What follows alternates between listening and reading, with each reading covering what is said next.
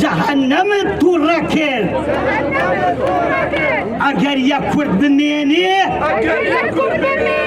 ئەردۆغان ئەتخنکێنێ میلەتی کورد یەکگرن ئەردۆغان لەناو بەرن ئەتا تورکی گۆڕ بە گۆڕ ئەردۆغان ئەخەینە گۆڕ ئەردۆغانی تیرۆرێست قەندیل ئەکەینە گۆڕێت قەرناقە و پشعاشانتان لێ ئەکەینە گۆڕستان عەرەب و فارس و تورکومان تینون بە خوێنی کوردان خانەقین بە درەوجەستان ئەگەرچی ساڵانێکی زۆرە دەوڵەتی فاشستی تورکیا بە چەندین شێوەز هێرشی سەر باشووری کوردستان دەکات، بەڵام ئەم جارە دەیانەوێت هێرشێکی زەمینی بەرپراوان ئەنجام بدەن و کەرکووک و بەشێکی زۆری خاکی باشووری کوردستان داگیر بکەن. زۆر جێگای داخە ئەم هێرشانە بە هاوکاری و هەماهەنگی بەشێک لە کاربەدەستانی هەرێمی کوردستان و هاوکاری ڕاستەخۆی پارتی دموکراتی کوردستان ئەنجام دەدرێت. ئەگەر ناڕێگەیان بە سەربازی تورکیا نەدەدا لە شاری زاخۆ بە چەکی قورس سەوەداخلی باشووری کوردستان ببن. بۆیە ئەو هەڵوێستانە دەچێتە چوارچێوەی خیانەتی نەتەوەیی و مای قبوڵکردن نییە.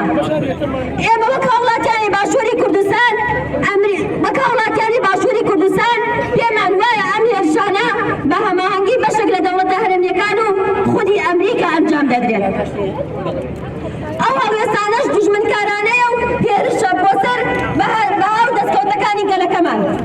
ئەگەرچی ساڵانێکە گەلەکەمان ناڕەزایەتی گەورە دەردەبڕێت، دژی داگیرکاری و مانەوەی سەربازگەوتدام و دەستگاسی خوڕی و هەواڵگیریەکانی تورکیا، بەڵام حکومەتی هەرێم و پارتە سیاسەکان نەک بەدەم بانگەوازی خەڵکیەوە نەهاتوون، بەڵکو کاراسانی زیاتریان بۆ داگیرکەران کردووە و هەمیشە لە دوانەکانیاندا ئەو هێرشانەیان بۆ هەبوونی گەریلاکانی پەکەکە گێڕاوەتەوە.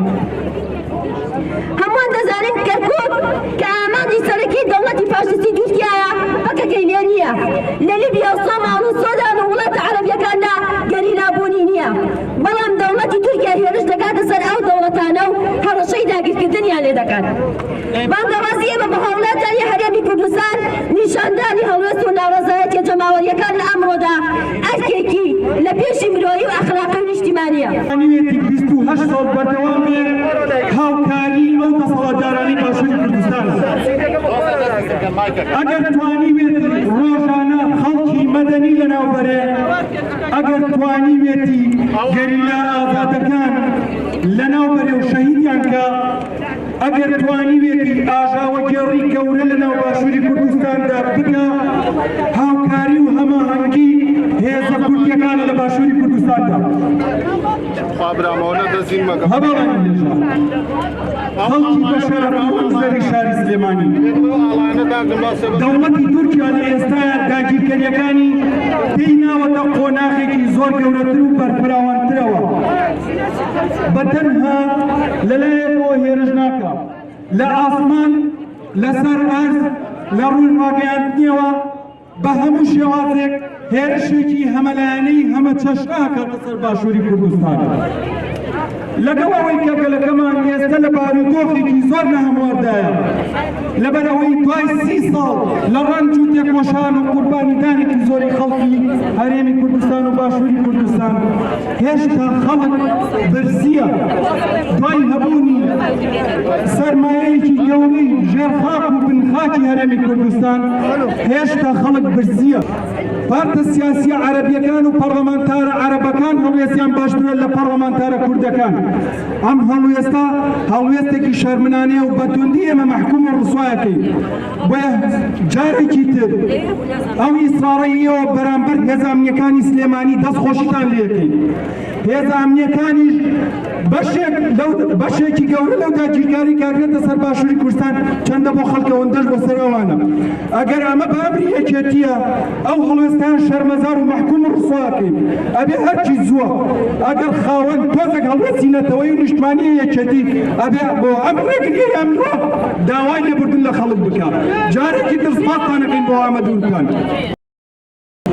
هێزە دەسەڵاتدار و وابەستەکانی باشوور لە بەرامبەرم پلامار و داگیرکاری خەڵکیان بێپاراستن و بەرگری هێشوەتەوە و تەنانەت بوونەتە بەشێک لەم پلانە گاوەی دەوڵەتی داگیرکاری تورکیا ئەو تەنیا رێمانەی پاراستنی میدیای کە ڕوبەڕووی ئەم هێرشە و پلانە داگیرکەرانە بوونەتەوە و پارێزگاری لە خاک و کەرامەت و شکۆی مرۆڤی کوردەکەن بۆیە دەبێ ئێمە وەک کەرتێکی ئەخلاقی وجدانی و پاڵپشتیان بین و تەنیایان نێڵینەوە ڕای بگەێنی کە گەلی باشوور بە دڵ و ڕۆح لەگەڵ هێڵی بەرخۆدانیەوەدایە بە حەسرەتەوە چاوەڕوانی سەرکەوتنەکان تا دەکات داگیرکردنێوان لەسەر شینگال بم بە بابرانکردنا لەسەر شینگال و مەخمور ئەفتەنین هەمیشونە قەندیل جێگو بم بە دومان دکن ئەم دەولەتا تورکی شەرمەزار دکن دەولەتا تورکینی داگیرکرد وێ شەرمەزار دکن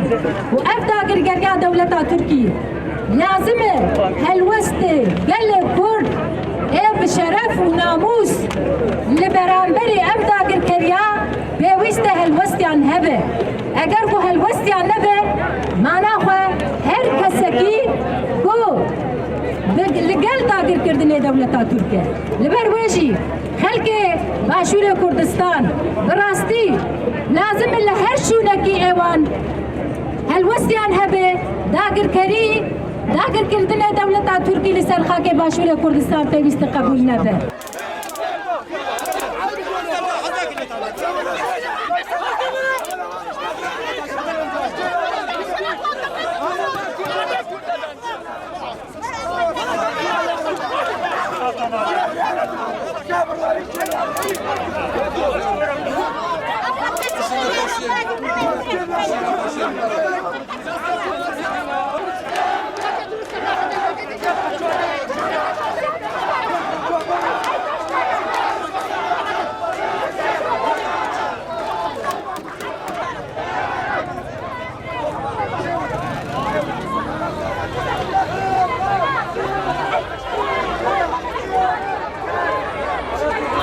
Yavaş yavaş.